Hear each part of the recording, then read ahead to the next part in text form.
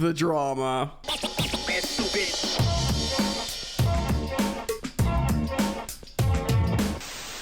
Yes, friends, what's going on? Welcome back to the channel, Football Therapy, with me, your host, Jan. I hope you're doing well. Really do hope that. Look, the blue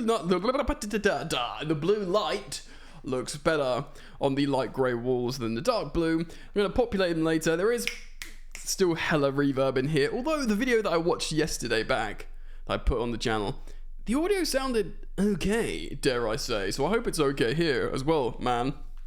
Yeah, so welcome back to Chelsea News. We're discussing a couple of things that Ben Jacobs said on this. He said this on the byline, I believe. We'll look at some quotes from him. Also an article from The Express from a chap called Amos Murphy speaking about the civil war in the Chelsea ownership. It is the international break, and all the stories are wriggling out, as they sometimes do.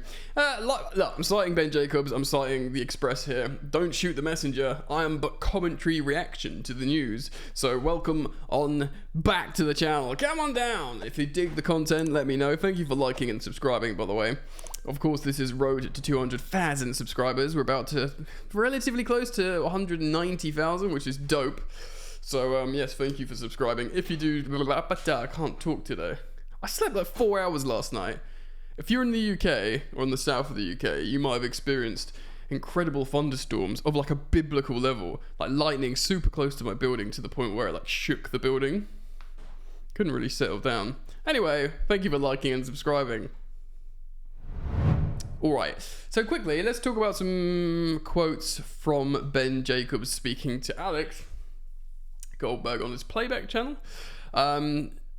So yes, there's a split between the ownership, and the ownership being probably Bowley and Igbali. I don't think Feliciano of Clear Lake's too much into this, but I'm going to read some quotes from Ben Jacobs. He says this: I'm told although Todd Bly agrees with Clear Lake on buying young multi-club data, buying young talent, doing the multi-club model, and data as well, data-led model as well, all those sort of things. He doesn't want recruitment feeding up to an owner. He would prefer one sporting director with autonomy. So like a one dude, I guess kind of like a Michael Edwards at Liverpool, maybe, as an example. Igbali disagrees. He prefers two sporting directors feeding up to him so he can remain hands-on. So so Bowley wants less chefs in the kitchen, so if Ben Jacobs, and he wants one guy to get on with it. Igbali wants to be involved, and he wants more, I suppose, of what's seemingly like a think tank. Alright.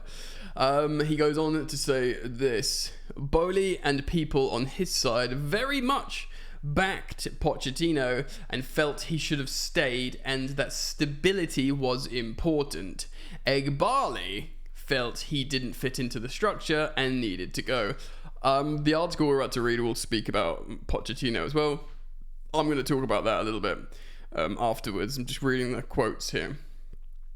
Finally, he says, Ben Jacobs says here, if Bowley was to assume control of Chelsea, there would have to be another massive overhaul, which could cause more instability. And also maybe that financial fragility as well, because an overhaul means losses generally. Yeah, that would be very, very concerning.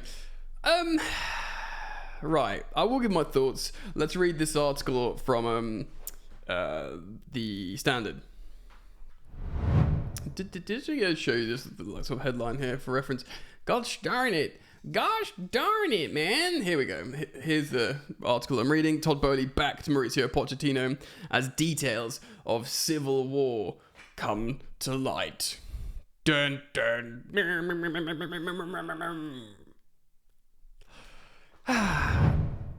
Here we bloody go, mate. Right, recently departed Chelsea manager Mauricio Pochettino reportedly had the backing of Todd Bly as more details about an ongoing civil war at Stamford Bridge come to light. By the way, we knew that Todd Bly went for dinner with Pochettino like the day before he was sacked. I wonder if he went to dinner with him and said, I wanted to keep you, bro. What's about to happen? But the thing is, what... I don't think he was sacked. I do genuinely think Pochettino, I think everyone agreed. Like, I mean, maybe it was a briefing, but Pochettino left a positive statement about Chelsea when leaving, which you never get. You never get if a manager is sacked. He's like, I feel like I left Chelsea in a good place, and we're going to leave it here because da da da da. And apparently there was a 2-day. They didn't agree on his dismissal one evening. They all slept on it. They met and had breakfast. Apparently there was walks and hugs. I know this could all be briefings, of course, but I do genuinely think it was a mutual consent thing. And I'm not saying it was right or wrong or whatever. I just feel like everyone agreed that this wasn't going to work moving forwards. Chaos has erupted at the West London club with the talk of a power struggle between Bly and fellow co-owner Badad Eghbali. Of course, the latter part of the investment firm Clearlake Capital, who are the majority stakeholder. Of course, it was a 4.25 billion takeover in the summer of 2022. Of course, the 2.5 billion is a full committal, a fee that's committed as an initial, I believe, an initial like 2.5 billion. That was the actual cost of Chelsea, and the rest is a commitment made to Rain Group that they will spend on the club, that they sort of have in an account.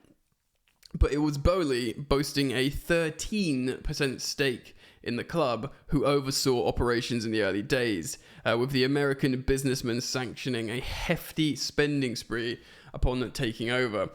And by the way, like, I know some people are like taking sides in this ownership struggle, which I think is a little bit like pointless. It's almost like moot point. But I've got nothing against Todd Bly, right? Well, I don't really have too much of an opinion on him. But if everyone agrees that the biggest mistake of the new ownership's tenure was that first transfer window where Todd Bly was interim sporting director, then that's him doing like what he wants. That was not only a massive failure in terms of recruit talent, it hamstrung us moving forwards. So yeah, we needed sporting directors. We couldn't have that. And look, I am of the opinion it would have been an effing disaster signing Cristiano Ronaldo on massive wages, and it would have made us a circus, just like it made Man United a circus. And he wanted to sign Ronaldo. If it was 10 years before, I'd be all over it. But yeah, anyway, the big spending has been a constant throughout the new owner's reign, with the £1 billion having been spent on fresh talent without much to show for it on the pitch. Yeah, so this is the recent thing of like, a young age, potential over proven, seemingly. That looked as it might have been changing at the business end of last season. Chelsea, of course, under the tutelage of Pochettino, going on a 5-game winning run. Oh, he means that, okay, so yeah, not much to show for it on the pitch, not as in the talent, as in like we're not winning games. Yeah, we were in good form at the end of last season. At the end of last season, I was saying, though I was pleased we had that 5-game winning streak and got into Europe, I was very mindful that very, very little to none of those 5 games were comfortable. They were all worrying, They were like, we never really felt totally in control, and the opposition always felt like they could. That's one of my biggest critiques with Pochettino. You always let the opposition feel like they were in the game, which is not very Chelsea, as it were. It was enough to drag otherwise underperforming Blues into a European spot, but it wasn't enough for Pochettino to keep his job despite a concerted effort by Bly and his camp to keep the Argentine at the club. Instead, it's claimed by Ben Jacobs that Eghbali was the one pushing for Pochettino's exit, as he didn't feel the ex-Tottenham Hotspur boss effectively fit into the structure at Stamford Bridge and had to be moved on. The move wasn't received warmly by supporters, who felt Pochettino was beginning to get a tune out of the bloated but admittedly talented Chelsea squad. However, it also meant another period of instability at Chelsea, changed managers, of course, Enzo Maresca becoming the 6th permanent and interim boss of the Bly Clearlake era. Of course, we've also spent lots of money this summer, but we've also made a lot of money as well. We've sold a lot. I think Chelsea were close to a net zero spend, so, this is kind of like leading the witness a little bit, going, Chelsea spent £200 million on players, but we also generated a lot of revenue. Right, let's talk about this. Where's my transition? Jesus.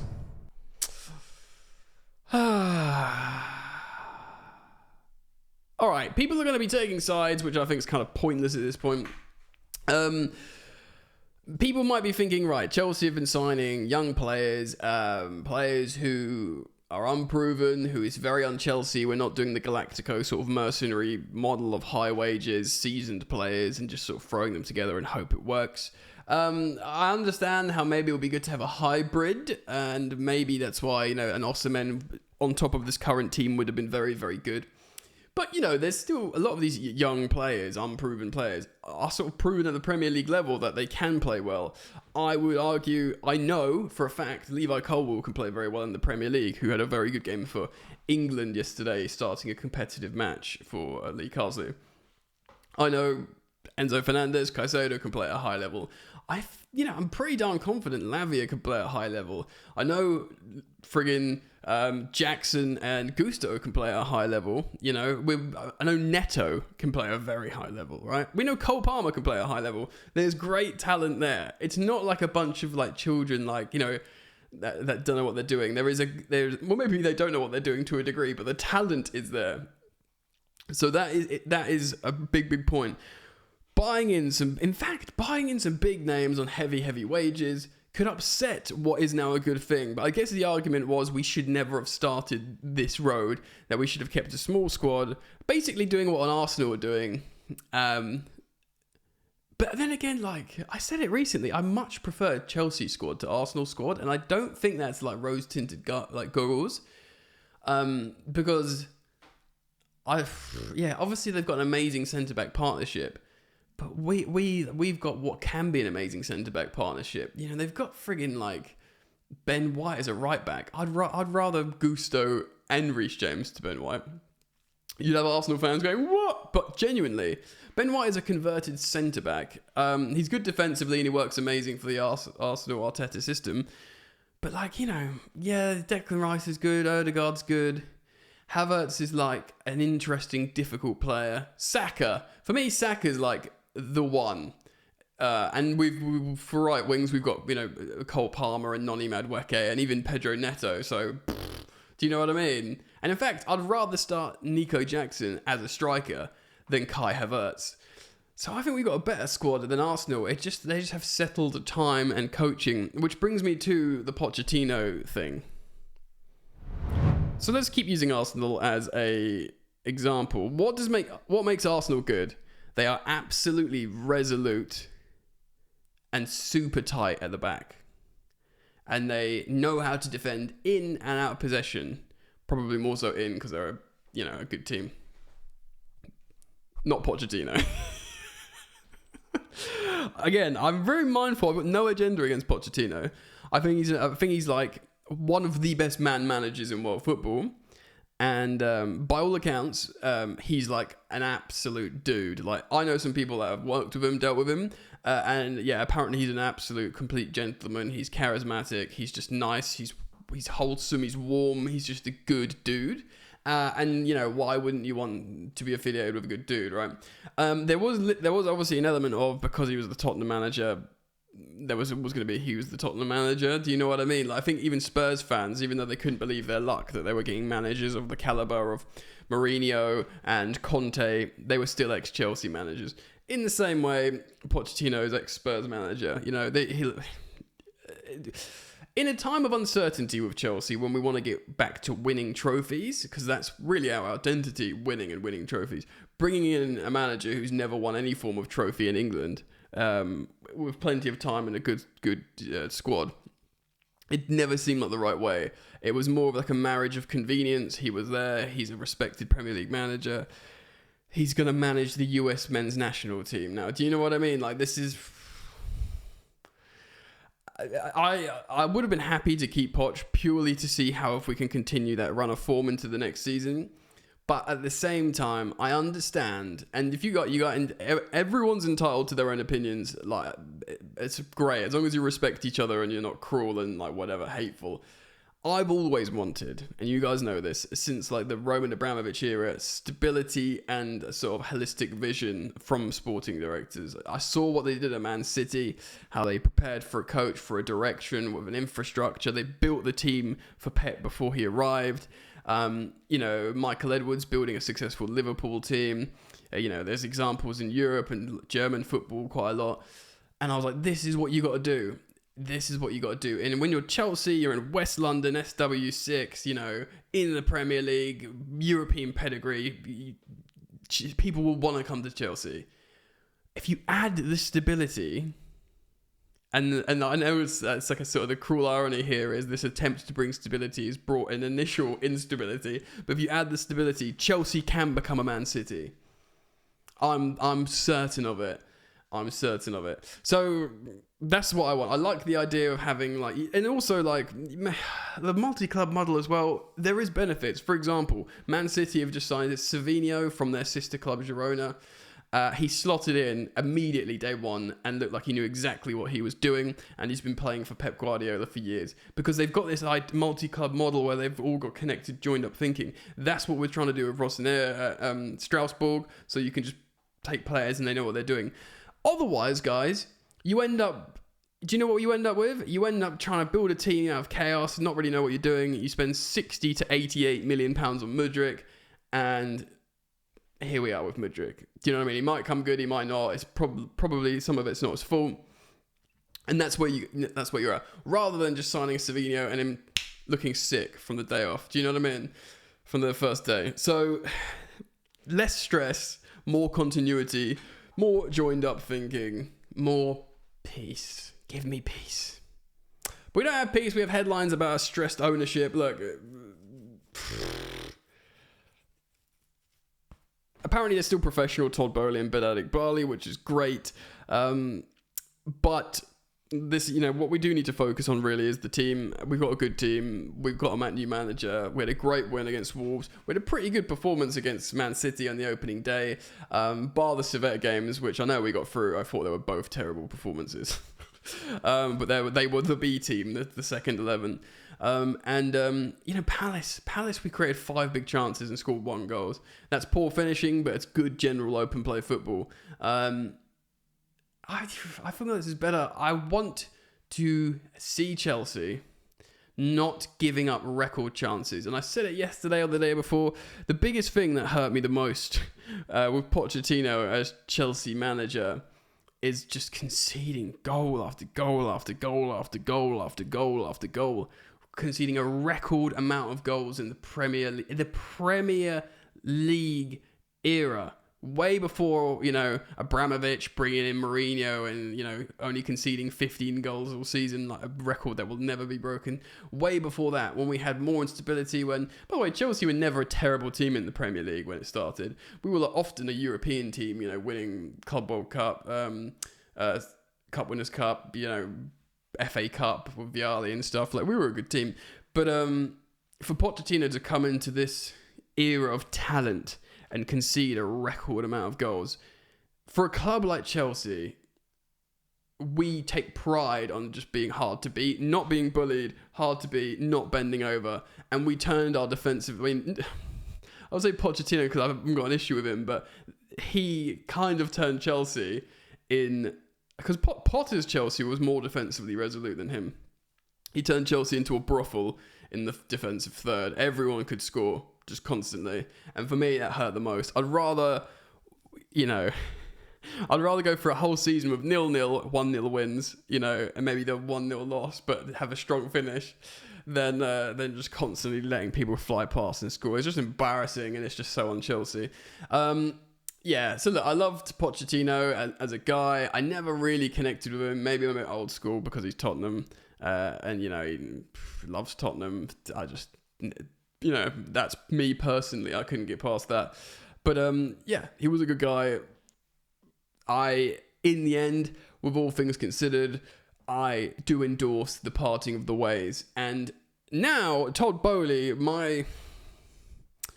and I'm very mindful here because a lot of people will be like, yeah, well, he's proper Chelsea. He wants to do what Abramovich did, buy big players, buy big names, and keep Pochettino, and I don't really agree with any of it.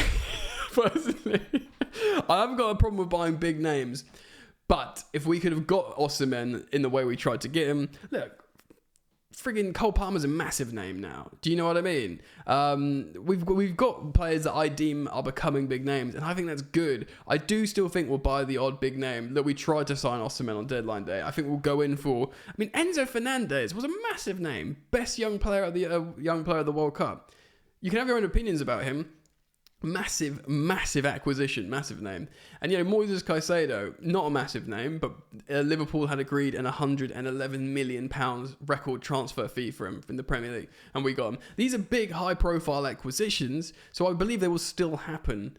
Chelsea, will try and go for some shirt sellers. I think Neto is a big name. I think Joao Felix is a big name. I know he's a distressed asset. I think Jadon Sancho is a big name. So, yeah, anyway. I wanted to talk about it.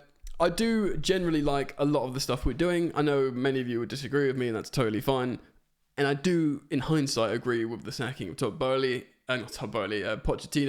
And in hindsight, looking at Todd Bly with his first interim sporting director summer transfer window, I don't really want that.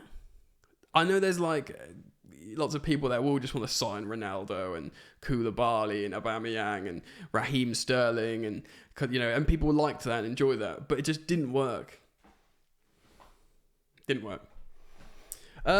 Yes, disclaimers, I'm not by any means championing, easy for me to say, Behdad Eghbali.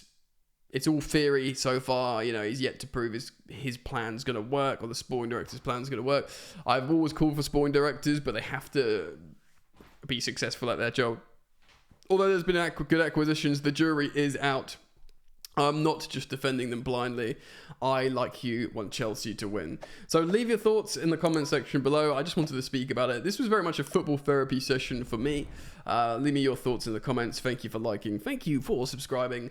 Later on today, I'm going to decorate these walls behind me and get some Chelsea stuff up on there for the next video. Right. Peace.